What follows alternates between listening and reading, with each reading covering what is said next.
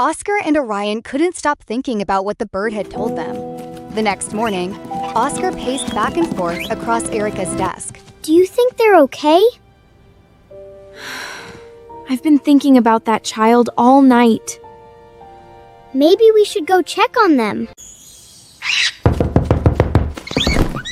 The bully is back!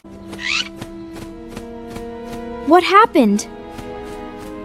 It got worse! Then we need to help.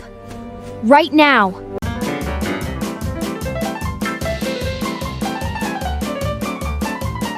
Oscar and Orion got big time plans. New friends here. Like, subscribe, turn on notifications, and share.